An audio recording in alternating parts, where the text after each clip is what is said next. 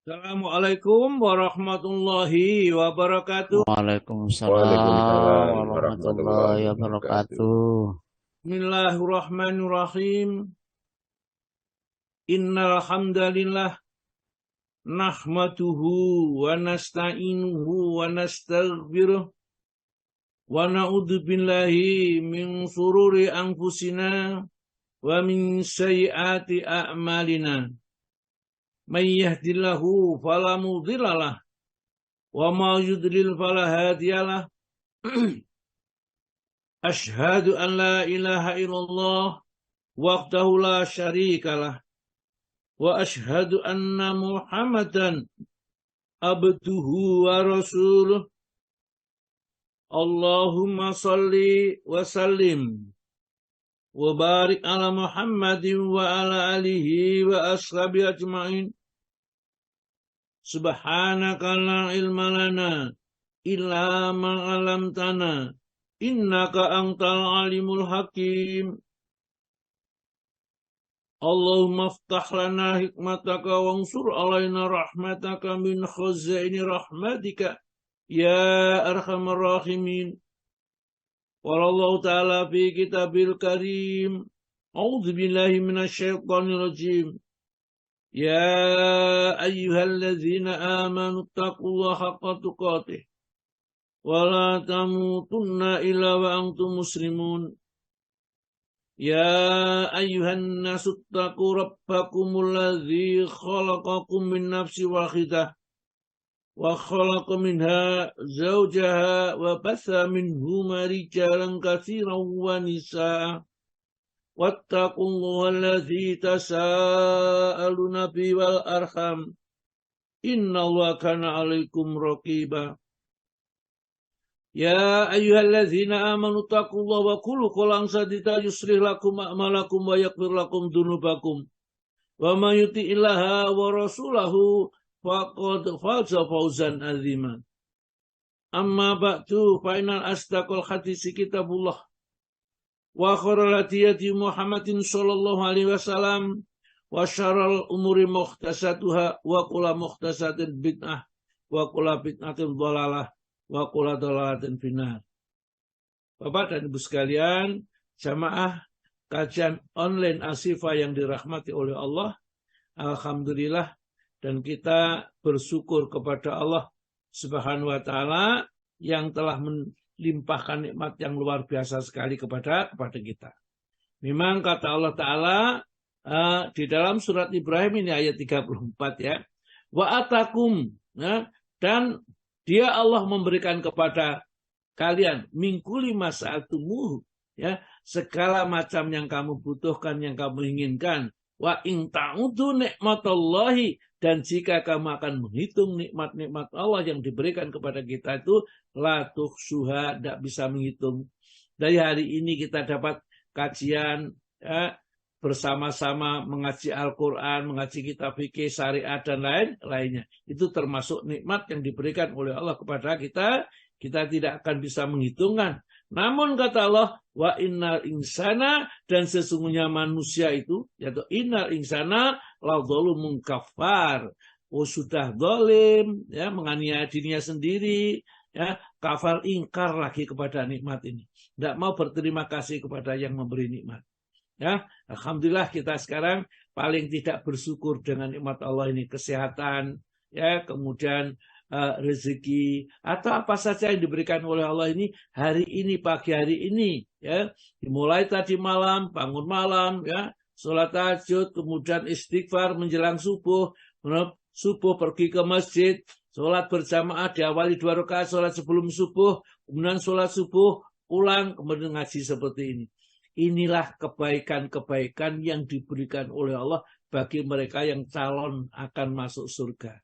Karena memang lain, nggak mungkin bisa orang yang tidak dicalonkan oleh Allah masuk surga langsung, maksud saya. Kalau masuk surga, insya Allah semua umat Muhammad, nah ini semuanya masuk surga, hanya nanti ada yang harus menunggu agak lama, ada sebentar, ada langsung masuk surga. Ya, mudah-mudahan kita yang langsung masuk surga tanpa ada kesulitan sama sekali. Yang kita rasakan sekarang itu, Kita itu berat atau ringankah kita menyambut seruan Allah ini? Allah memerintahkan kita berbuat baik, sudahkah kita berbuat baik? Ya, tadi diingatkan oleh Ustaz Dedi tersebut, penghalang rezeki, di antaranya adalah yang kelima tadi, yang terakhir tadi, enggan bersedekah. Maka di Asifah ini tempat yang paling bagus untuk kita menanamkan amal soleh berupa sedekah ini. Karena tentunya kita Zoom ini butuh kelangsungan hidup. Jadi kelangsungan hidup juga akan tergantung pada kita semuanya. Yang memberikan ikhlas, yang menurunkan juga ikhlas. Nanti sama-sama. Ya, di dalam surganya tidak ada dalilnya bahwa ustadznya lebih tinggi atau jamaahnya lebih rendah, tidak ada. Ya, semuanya tergantung kualitas keikhlasan kita beribadah kepada Allah. Ada yang ikhlas tingkat muqarrabin, ada tingkat al-abror, ya, masing-masing mempunyai kedudukan sama sendiri-sendiri di sisi Allah Subhanahu wa taala. Baiklah, nah kita baca surat Al-Qur'an, surat Ibrahim, surat nomor 14 ayat yang ke-37 ya, sampai ayat yang ke-41. Betul? 35 Ustaz.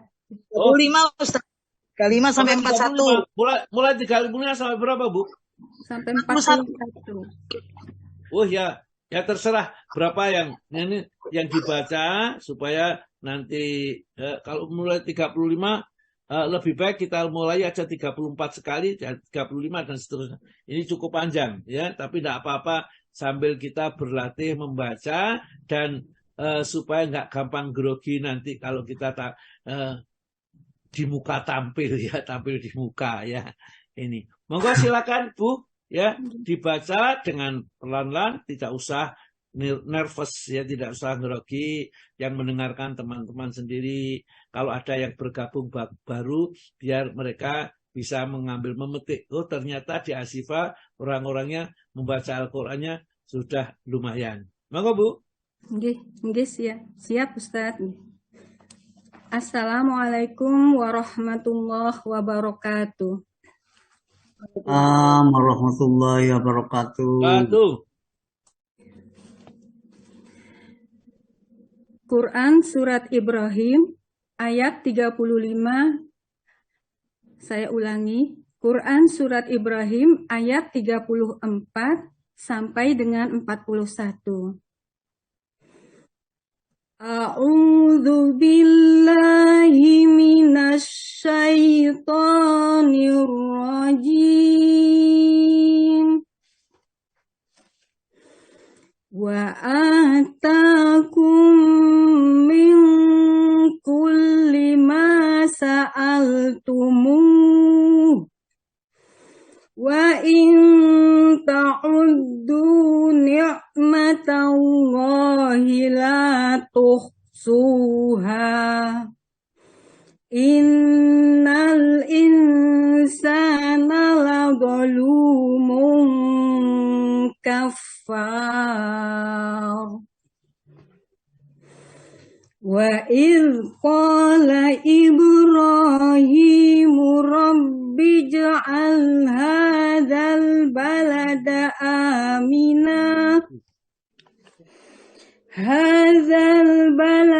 amina wajnubni wa baniya an na'budal asnam.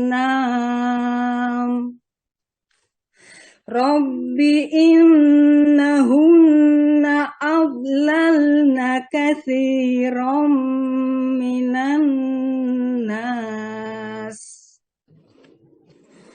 Faman tabi'ani fa innahu minni wa man asani fa innaka ghafurur rahim.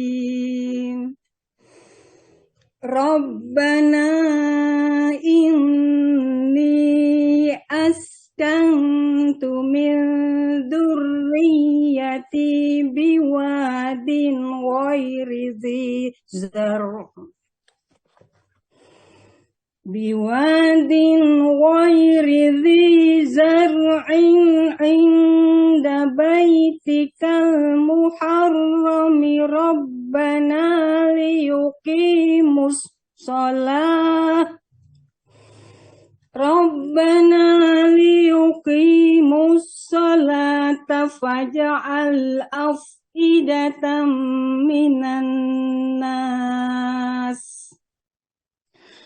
فاجعل أفئدة من الناس تهوي إليهم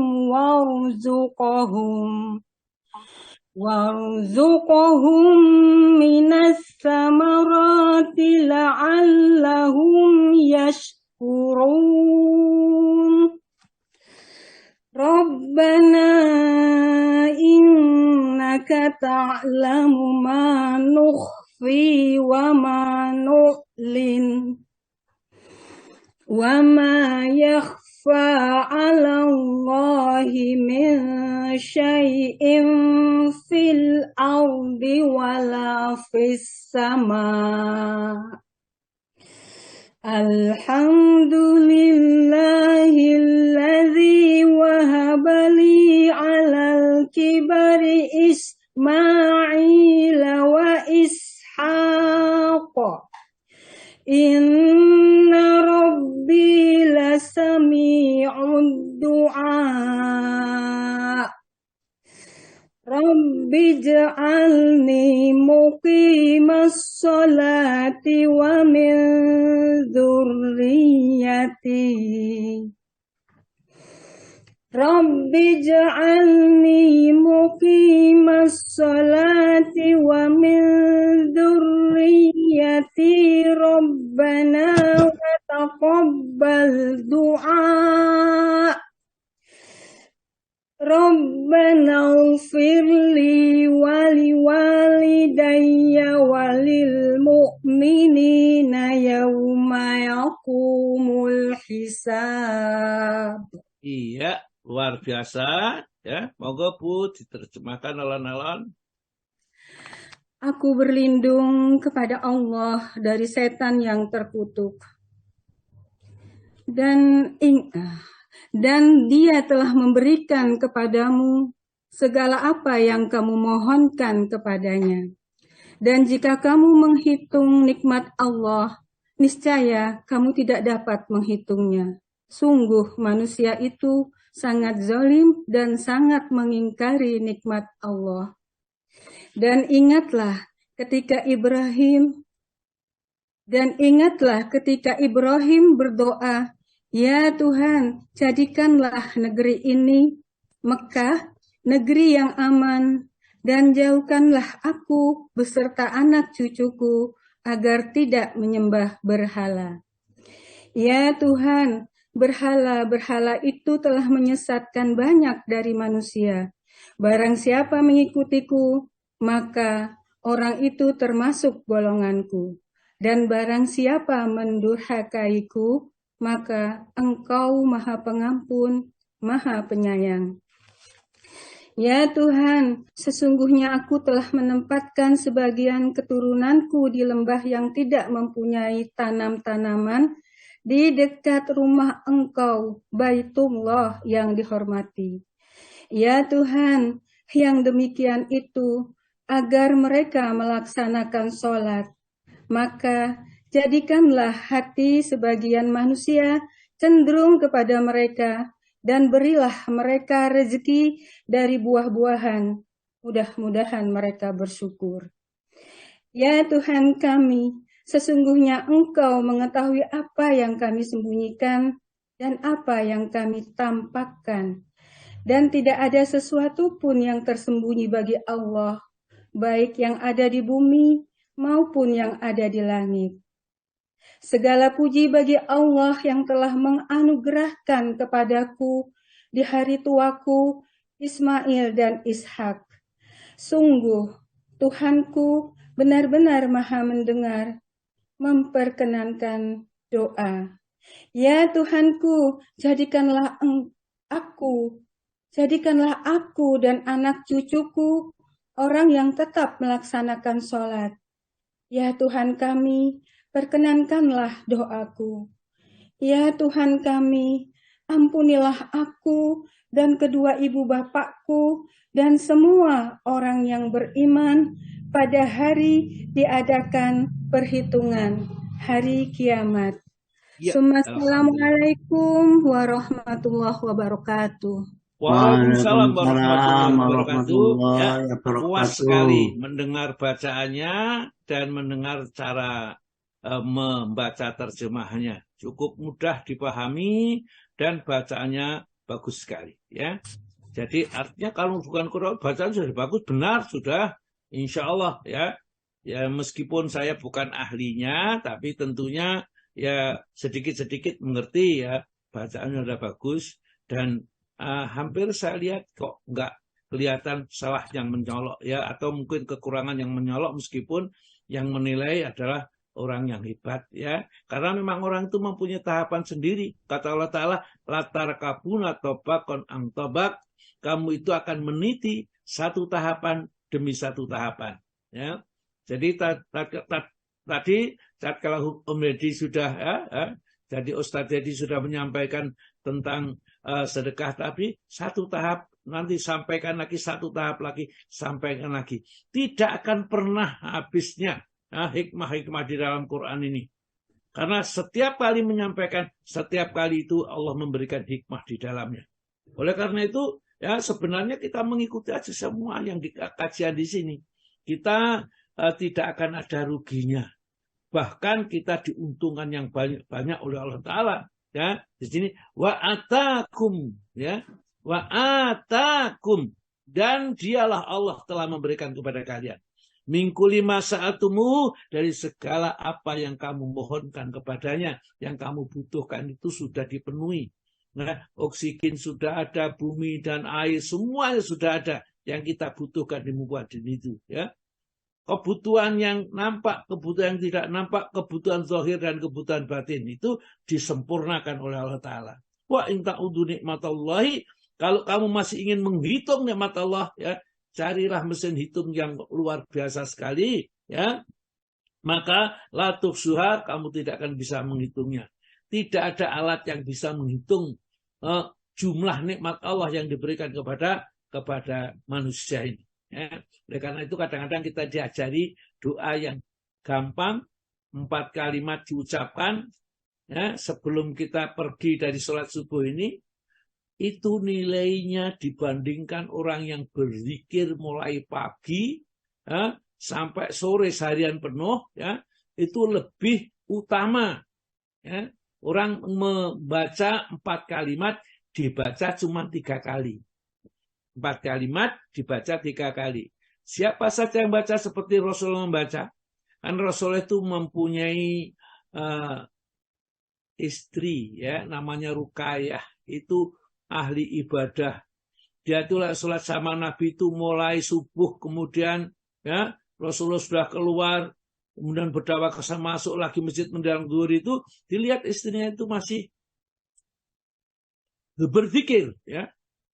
Wahai Ruqayyah, sejak pagi tadi kamu dalam kondisi seperti ini. Benar ya Rasulullah. Berzikir terus. Benar ya Rasulullah. Sungguh kata Nabi kita, aku tadi sebelum keluar dari masjid itu membaca ya 3 kali 4 kalimat. Ya. Kalau itu dibacanya seperti yang baca ya 3 kali 4 kalimat itu, maka lebih baik daripada kamu membaca mulai pagi, siang, petang dan malam ini. Ya, ini apa bacaan itu? Subhanallah wa bihamdihi adada khalqihi wa ridha nafsihi wa zinata arsyihi wa midata kalimatihi ya. Wa midata kalimatihi, dan sebanyak hitungan kalimat-kalimat atau nikmat-nikmat Allah yang diberikan kepada kita itu. Rasulullah berzikir subhanallah wa bihamdihi adada khalqihi, sebanyak makhluk yang diciptakan. Siapa yang bisa menghitung makhluk ciptaan Allah? Ya, ada makhluk hidup, ada makhluk tidak hidup. Tidak bisa yang menghitung. Itulah saya membaca subhanallah wa bihamdi. Jadi subhanallah wa bihamdi adada khalqi wa ridha nafsi, dan seperti keridhaan Allah. Allah tidak pernah membenci, mendendam siapapun ridha. minta maaf satu, ya Allah mohon ampuni saya, ya Allah saya sudah terjerumus ke dalam perbuatan maksiat, diampuni sama Allah Ta'ala. Kalau itu sungguh-sungguh keluar dari hati yang murni. Ya. Waridona wazinata arsihi, dan seberat sebobotnya arsnya Allah. Arsnya Allah itu dipikul oleh 8 malaikat. Ya, ya, di segala penjuru itu. Malaikat-malaikat itu kuat. Sangat kuat. Satu malaikat saja mengangkat gunung bukit. Ya, yang dijaga itu malaikat jaga gunung itu. Tatkala Rasulullah dianiaya oleh orang Taif itu, ya Rasulullah apa perlu? Ya, saya angkatkan bukit itu supaya menimpa mereka. Ya, karena dia sudah menyakiti utusan Allah. Ini malaikat 1. Kalau malaikat 8 memikul arsnya Allah Subhanahu wa Ta'ala. Ya. Dan arsnya Allah itu jangan digambarkan seperti dunia. Dunia seisinya itu lebih baik atau lebih berat, lebih luas ya dengan arsnya Allah. Wasi'a kursiyu samawati. Kursinya saja dibandingkan dengan dunia seisinya itu bagaikan sebentuk cincin yang dilemparkan di atas hutan belantara atau di tengah-tengah padang pasir. Kursinya Allah itu padang pasir yang luas, cincin yang bulat kecil itu adalah dunia seisinya. Lah arsnya Allah itu dibandingkan dengan kursinya Allah, ya, itu seperti sebentuk cincin yang dilemparkan ke dalam tengah-tengah hutan belantara atau padang pasir. Kita bisa gambarkan betapa luasnya arsnya itu. Oleh karena wa midada kalimatihi wa zinata arsihi, ya, dan seberat arsnya Allah. Ini tentu nggak terhitung, nggak bisa digambarkan. Maka dari itu dianjurkan kita membaca zikir itu. Ya, setelah selesai sholat subuh dan setelah selesai sholat asar. Maka zikir kita sudah banyak. Bagi mereka yang tidak bisa zikir dengan zikir yang banyak, paling banyak baca Subhanallah wa bihamdihi adata khalqihi wa ridha nafsihi wa zinata arsihi. Gampang dibaca, diucapkan ringan. Jadi Allah Ta'ala itu tidak memberatkan kita. Bagi yang tidak bisa berzikir banyak dikasihkan, ya, turuf seperti itu, ya. Amal yang mudah, ringan dijalankan, tapi nilainya besar sekali di sisi Allah Subhanahu wa Ta'ala ini. Baiklah, ya, sedikit-sedikit kelihatan, ya, daripada tidak sama sekali. Alhamdulillah. Baik, saya lanjutkan. Jadi zikir yang mudah, ya, yang mudah kita kerjakan dan nilai besar, ya, itu subhanallah wa bihamdihi adada khalqihi wa ridha nafsihi wa zinata arsihi. Itu dibaca 3 kali, ya. Jadi 4 kalimat dibaca 3 kali, nilai zikir itu luar biasa sekali, ya. Maka silakan diamalkan. Jadi kita mendapat sedikit-sedikit aja. Jadi pada saat itu kita mendapat zikir ini, besok dapat, tadi doa sudah dapat, Allahumma qsim lana tadi, zikir kita sudah dapat, besok lagi ditambah lagi sedikit lagi. Kemudian ayat yang ke-35, wa idz qala Ibrahimu, ya, wa idz qala, dan ingatlah tatkala Nabi Ibrahim berkata atau berdoa di sini. Rabbi ja'al hadal balata aminan, jadikan ya Allah, ya Rabbu, jadikanlah negeri ini adalah negeri yang aman, ya. Waj'alni wa baniya, dan jauhkanlah kami dan anak cucu kami anak budal asnam, menyembah patung, menyembah berhala. Jadi minta kepada Allah. Ternyata segala kebaikan itu hanya kita bisa memperoleh kalau Allah memberikan. Nabi Ibrahim minta seperti ini. Nabi Ibrahim itu tatkala mau dibakar oleh Namrud, kemudian didatangi malaikat Jibril mau ditolong, tidak mau, ya. Kemudian waktu didatangkan angin tidak mau, ya. Bahkan pada saat itu Nabi Ibrahim itu ditanya, apa kebutuhanmu? Aku hanya butuh kepada Allah. Kalau itu berdoalah kamu kepada Allah. Dia mengatakan Allah sudah tahu kondisi. Saya tidak perlu berdoa. Allah sudah tahu. Masa kita mengajari Allah Ta'ala yang sudah tahu, maha tahu apa yang dilakukan orang terhadap saya itu? Ya diserahkan kepada Allah. Inilah puncak tauhidnya pada saat Nabi Ibrahim dibakar. Bedanya Nabi Ibrahim tatkala mau disuruh kembali kepada Sarah istrinya yang masih ada di Palestina ini ya, nah masih ada di sana untuk kembali ya, padahal dia mengantarkan istrinya yang satu yaitu Hajar di sekitar Ka'bah ya, Masjidil Haram ini. Maka pada saat itu dia berdoa mohon kepada Allah Ta'ala dengan berdoa, Rabbi ini askantu min dzurriyyati biwatin ghairi dzirsain inda baitikal muharram ini nanti ada di ayat yang ke-37 itu. Jadi Nabi Ibrahim tatkala meninggalkan anaknya itu berdoa kepada Allah. Di saat itulah dia memang butuh pertolongan kepada Allah yang untuk dirinya sendiri pada saat mau dibakar dia tidak mau berdoa karena Allah sudah tahu. Kalau memang saya dikehendaki oleh Allah hangus terbakar, ya itu sudah saya ridho. Itulah. Tetapi kalau anak cucunya dia berdoa, Rabbi ya, Rabbana ya, Rabbana ini askantu min dzurriyyati biwatin ghairi dzirsain inda baitikal muharram. Rabbi, Rabbana, ya Tuhan kami, ini sesungguhnya aku askantu, aku tinggalkan min dzurriyyati sebagian dari keturunanku biwadin ghairi dzirsain di dalam lembah yang tidak ada tanam-tanaman inda baitikal muharram di dekat rumahmu ya. Baitika itu rumahmu, muharram itu maksudnya Ka'bah ya, di sekitar Ka'bah. Dan tujuannya apa? Rabbana liyuqimus sholata, ya Rabb kami ya, supaya mereka itu kalau dekat Ka'bah untuk melaksanakan sholat, yaitu mendekatkan sholat. Faja'al afidatan minan nasi, oleh karena itu ya Rabb, jadikanlah hati-hati manusia ini ya, tahwi ilaihim, cenderung kepada Mekah ini.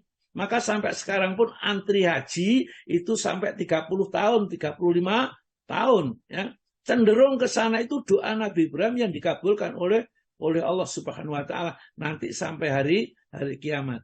Itulah doanya orang suci, orang yang menjauhi dosa-dosa itu doanya diijabah oleh Allah Subhanahu wa taala ya.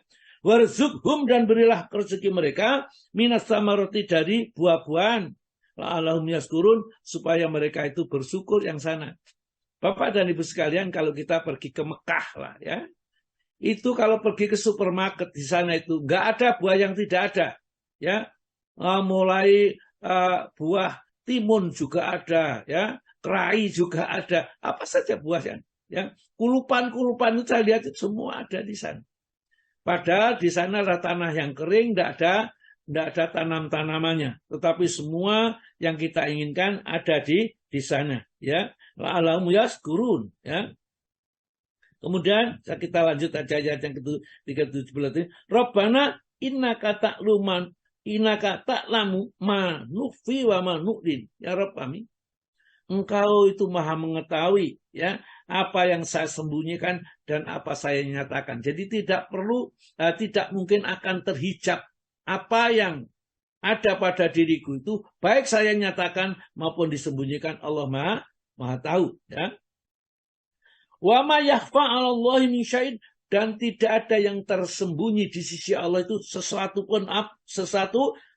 apapun, fil arti, baik di bumi, wala fis sama, dan tidak ada juga yang tersembunyi di langit.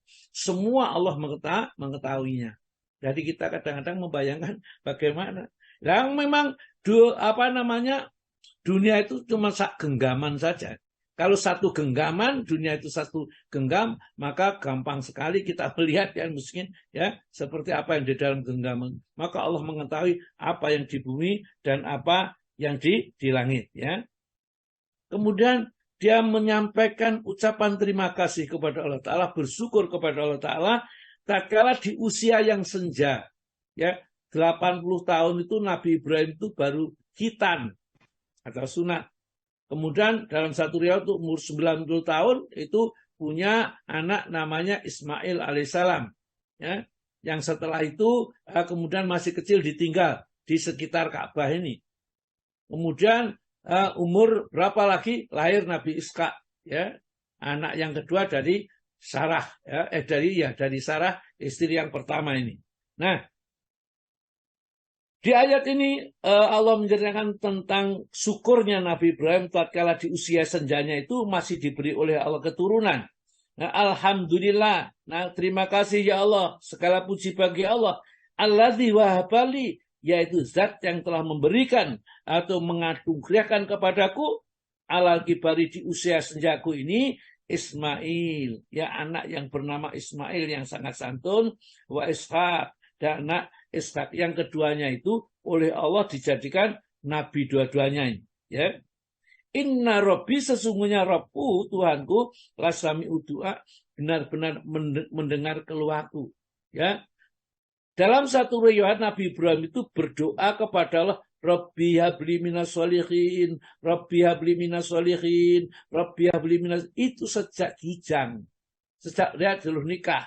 Sampai nikah dapat Sarah, kemudian belum juga punya anak, sampai akhirnya nikah juga dengan Hajar, akhirnya dikasih karunia anak oleh Allah Ta'ala, akhirnya disuruh kembali kepada si Sarah, pada umurnya sudah tua, sangat tua sekali, akhirnya si Sarah juga punya anak namanya Iska.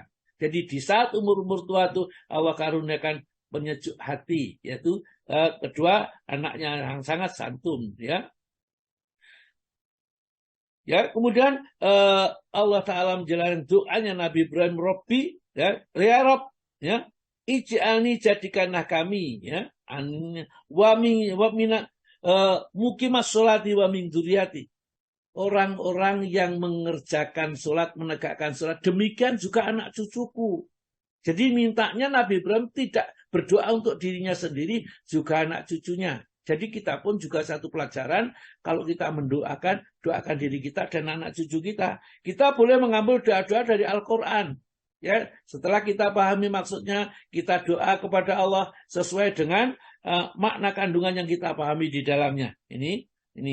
Rabbana gfirli, ya. Rabbana, ya Allah, ampunilah aku, wali walidayya, dan kedua orang tuaku, walil mu'minina, dan seluruh orang-orang yang beriman, yauma yakumul hisab, sampai besok di saat terjadi perhitungan amal, ya. Sehingga kita nanti akan dihisab oleh Allah hisaban yasira, dengan hisab yang mudah. Jadi sedikit ya tentang nanti kapan-kapan mungkin kalau Ustaz Farid menerangkan tentang sejarahnya Nabi Ismail secara lengkap, maka itu akan sangat menarik karena dia memang ahlinya yang tentang sejarah. Baik, kita lanjutkan dengan sunat, ya, bersembahyang di dalam masjid yang terjauh letaknya dan terbanyak anggota jemaahnya. Ya. Jadi kemarin ada kajian itu, bagaimana ada pertanyaan, saya ikuti itu, ada orang kok sering sekali kalau jamaah keluar, ya, tidak jamaah di masjidnya atau di musolanya, ya.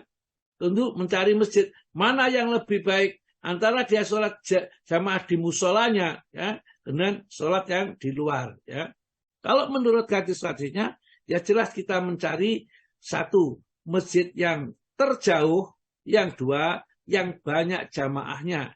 Karena semakin banyak jamaahnya, semakin jauh perjalanannya, semakin besar keutamanya berdasarkan dalil-dalil hadis-hadis yang ada. Itulah sebabnya kalau kita belajar ini senantiasa menggunakan pedoman. Jadi tidak perasaan, ya, tidak perasaan tapi pedoman. Monggo Pak Tomo dibaca. Ya, Ustaz. Sunnah bersolat dalam masjid yang terjauh letaknya dan terbanyak anggota jamaahnya. Hal tersebut berdasarkan hadis yang diriwayatkan oleh Muslim dari Abu Musa, katanya Rasulullah SAW bersabda, sesungguhnya orang yang terbesar pahalanya dalam sholat ialah orang yang terjauh perjalanannya. Ya, jadi kalau Rasulullah bersabda, ya, Rasulullah SAW bersabda, inna a'dhaman nasi fi sholati ajran, sesungguhnya orang-orang yang paling besar pahalanya di dalam sholatnya itu adalah ab'aduhum, yang paling jauh di antara mereka ilaiha, padanya, mamsa, perjalanannya. Jadi kalau perjalanan jauh itu akan semakin besar pahalanya. Kenapa kok bisa begitu? Hadis yang kedua, monggo Pak. Juga berdasarkan hadis yang diriwayatkan oleh Jabir, katanya, di sekitar masjid terdapat tanah-tanah kosong. Maka Bani Salamah ingin pindah ke dekat masjid. Hal itu sampai ke telinga Nabi SAW. Maka sabdanya, ku dengar berita bahwa kamu akan pindah ke dekat masjid. Benarkah itu? Ujar mereka, benar ya Rasulullah. Kami bermaksud demikian. Beliau pun bersabda, wahai Bani Salamah, tetap sajalah di tempatmu masing-masing. Jejak langkahmu pasti dicatat. Ya, itulah sebabnya. Kalau dulu itu ada tanah kosong, itu gratis. Sekitar masjid tanah kosong, maka Bani Salamah akan pindah. Kenapa alasannya? Supaya gampang nanti kalau berjamaah dengar adzan langsung beberapa langkah gitu aja masuk masjid. Maka rencana Abu Salamah yang seperti itu didengar oleh Nabi. Dipanggillah dia. Setelah dipanggil, apa benar kamu akan berpindah rumahmu itu di sekitar masjid? Benar ya Rasulullah. Tentunya untuk memudahkan nih. Jangan. Tetaplah kamu di tempatmu, karena seluruh langkah yang kamu langkahkan untuk menuju masjid itu dicatat pahalanya oleh Allah Ta'ala. Semakin jauh, semakin banyak langkahnya, semakin banyak pahalanya. Maka selain itu, juga berdasarkan apa yang telah diriwayatkan dulu oleh Bukhari dan Muslim, serta yang lainnya dari Abu Hurairah. Kemudian Ubay bin Ka'ab meriwayatkan pula, katanya, Rasulullah SAW bersabda, sholat seseorang dengan orang lain adalah lebih baik dari sholat sendirian. Sholatnya dengan dua orang lebih baik dari sholatnya berdua. Dan mana yang lebih banyak, itulah yang lebih disukai oleh Allah. Ya, jadi inilah yang juga hadis yang menerangkan bahwa sholat sendirian, sholat sendirian tidak berjamaah, itu adalah sah hukumnya, ya. Jadi karena Nabi bersabda di sini, sholat seseorang dengan orang lain adalah lebih baik daripada sendirian. Artinya sholat sendirian itu sah. Namun kalau dia bersama dengan dua orang atau lebih, maka sholatnya lebih utama. Semakin jamaahnya banyak, semakin utama. Oleh karena itulah, kalau kita pergi mencari masjid yang jamaahnya banyak, tempatnya jauh, itu lebih baik daripada kita sholat di mungkin kampung sendiri, sudah ngatur shopnya nggak karu-karuan, ya. Kemudian mereka ini sedikit sekali, cuma 2 atau 5 orang mungkin, ya, yang sholat. Kita cari yang lebih banyak, jamaahnya itu lebih baik. Meskipun barangkali kalau kita dalam rangka untuk mendidik masyarakat sekitarnya supaya mereka senang jamaah, itu kalau memang tujuannya itu tidak hanya sekedar sholatnya sendiri, insya Allah itu juga baik. Terus Pak, sunat berjalan ke masjid dengan tenang. Berjalan ke masjid disunahkan dengan perlahan-lahan dan tenang, dan dimakruhkan bila tergesa-gesa. Sebab seseorang yang pergi ke masjid itu dianggap dalam keadaan bersolat mulai semenjak keluarnya dari rumah. terus Dari Abu Qatadah katanya, pada suatu ketika kami bersolat bersama Nabi SAW, tiba-tiba terdengarlah suara ribut orang-orang di belakang. Setelah sholat selesai, beliau pun bertanya, ada apa tadi itu? Maka mereka menjawab, kami bergegas-gegas agar dapat mengikuti jamaah. Beliau lalu bersabda, janganlah berlaku demikian. Jika kamu mendatangi sholat, sebaiknya dengan tenang. Mana yang didapatkan dengan jamaah, lakukanlah. Dan mana yang tertinggal, sempurnakanlah. ya, itulah adab-adab tata cara kita sholat jamaah. Jangan geruduk-geruduk meskipun sana sudah qomat, biasa aja jalan tenang. Ya, nanti kalau kita masih mendapatkan masih 2 rakaat atau 3 rakaat, bahkan 1 rakaat, maka kita sempurnakan yang kurang. Yang penting di sini ditekankan, kalau kita pergi sholat berjamaah itu jangan ke susu-susu ya, sehingga kita tidak bisa tenang tatkala kita takbiratul ihram. Nah, ini juga menunjukkan bahwa di zaman Nabi itu nggak ngerti. Orang-orang itu begitu sholat itu hanya satu sama lain. Orang yang sholat duluan, ini sudah berapa rakaat tadi? Yang satu jawab sudah. Ya, cepat-cepat kamu baris. Yang sholat duluan juga mengingatkan seperti itu. Karena mereka belum tahu. Sehingga perlu ditegur oleh Nabi. Ada apa tadi? Jawab mereka, kami tergesa-gesa agar dapat mengikuti jamaah. Jangan tanya sini. Karena sholat itu tidak boleh ngomong selain tasbih, tahmid, ya, takbir dan zikir, maka ini ditegur oleh Nabi, jangan berlaku demikian. Jika kamu mendatangi sholat, baiklah dengan tenang. Mana yang didapatkan dengan jamaah, lakukanlah. Dan mana yang tertinggal, sempurnakanlah. Jadi orang yang jamaah kemudian jamaah lagi dengan jamaah berikutnya, itu juga saya tidak temukan dalilnya. Ya, kita kalau sudah berjamaah, maka setelah itu sisanya kita selesaikan sendiri. Tidak ada kita disuruh jamaah kepada orang yang berjamaah tadi. Sehingga mungkin terus urutan ke bawah ini. Meskipun saya juga tidak bisa menunjukkan bahwa itu dilarang. Maksud saya bahwa keutamaan orang seperti itu tidak kita temukan di dalam hadis-hadis yang menerangkan tentang itu. Begitu, ya. Maka teruskan Pak, masih ada hadisnya? Dan diterima dari Abu Hurairah bahwa Nabi SAW bersabda, jika kamu mendengar suara qomat, maka pergilah sholat dan jagalah agar perlahan-lahan dan selalu tenang. Janganlah tergesa-gesa. Mana yang dapat secara berjamaah, lakukanlah. Dan mana yang ketinggalan, susulkanlah. Nah, ini dipraktekkan. Jadi kalau kita sudah tahu dipraktekkan, ya. Jadi kalau begitu bagaimana sebelum azan itu kita sudah siap, wudhu sudah. Jadi kita di rumah itu mempunyai jadwal sholat mestinya.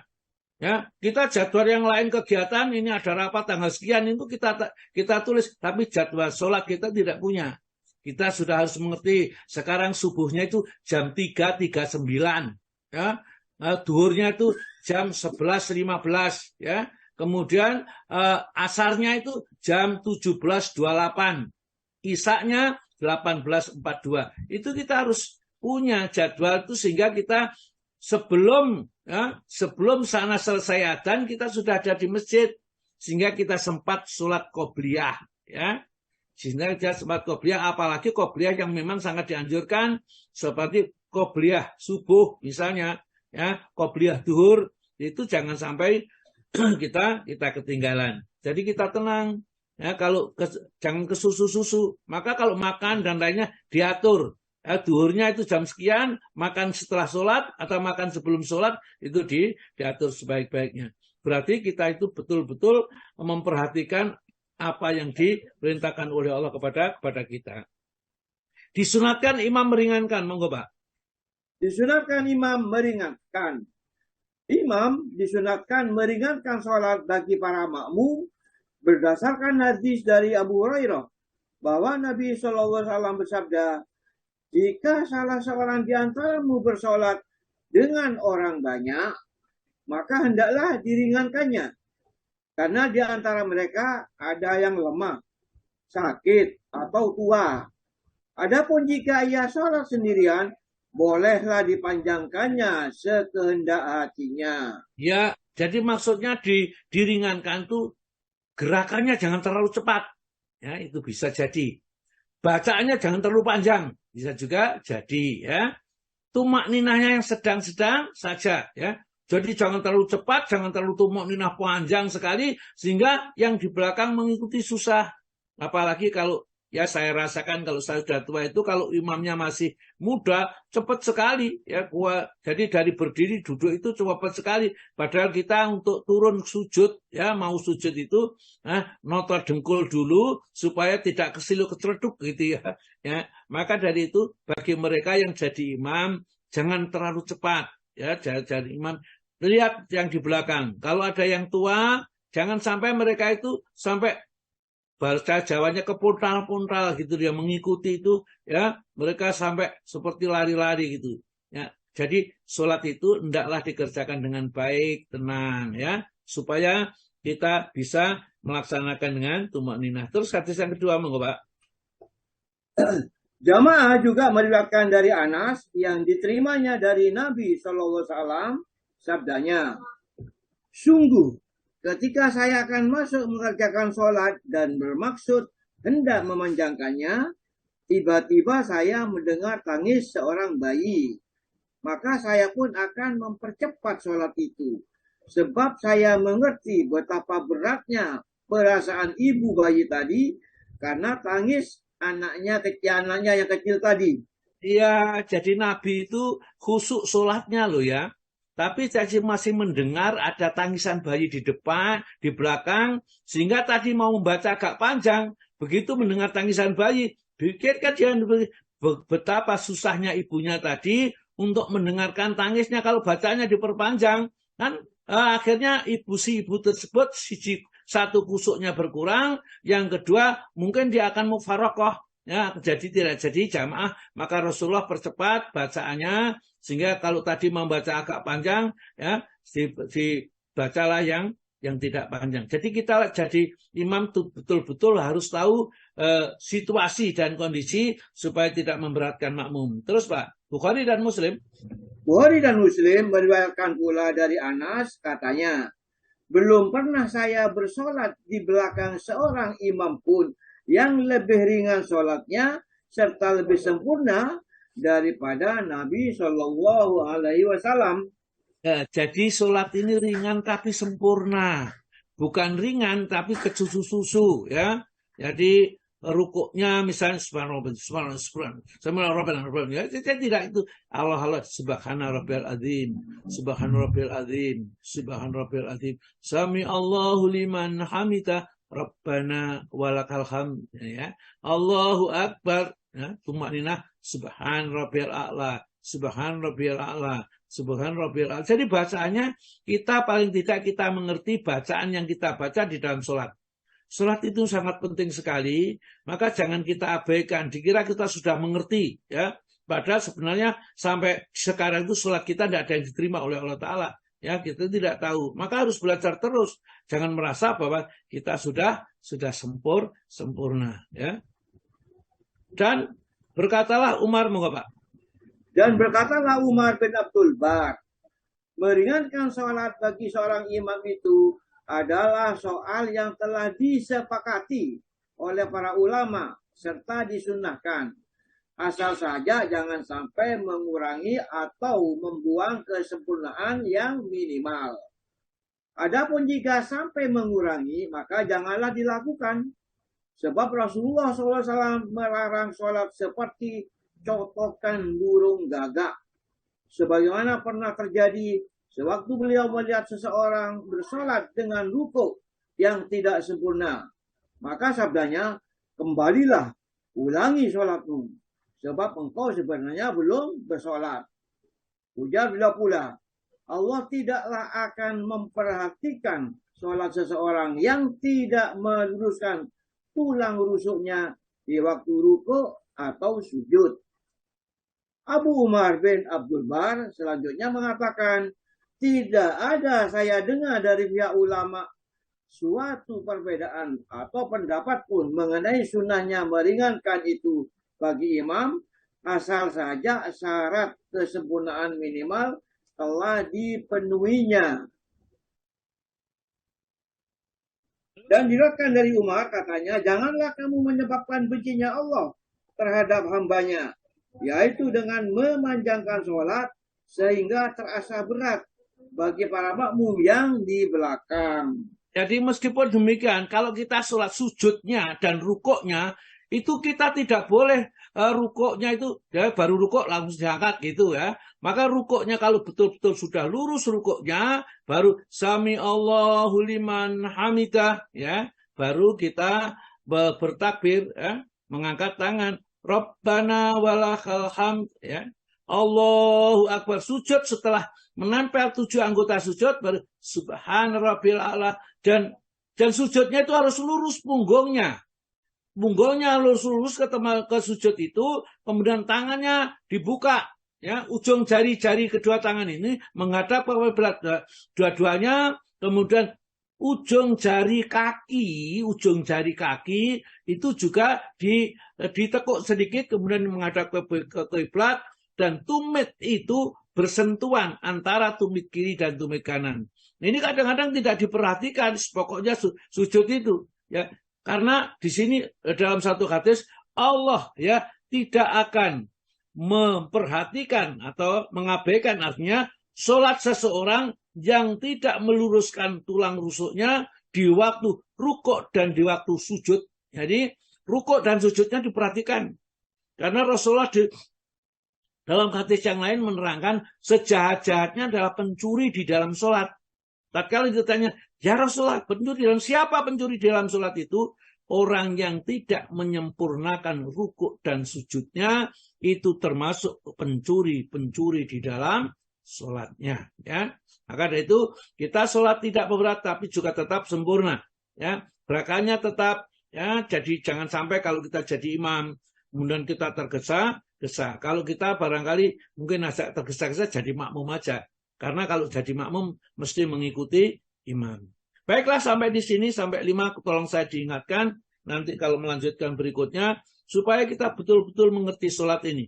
Sholat berjamaah, sholat sendirian, sholat sunnah, dan lain sebagainya, kita bisa. Baik, saya kembalikan kepada Pak Alwi, kalau masih ada, Pak Ali, monggo. Baik. Pak Ali.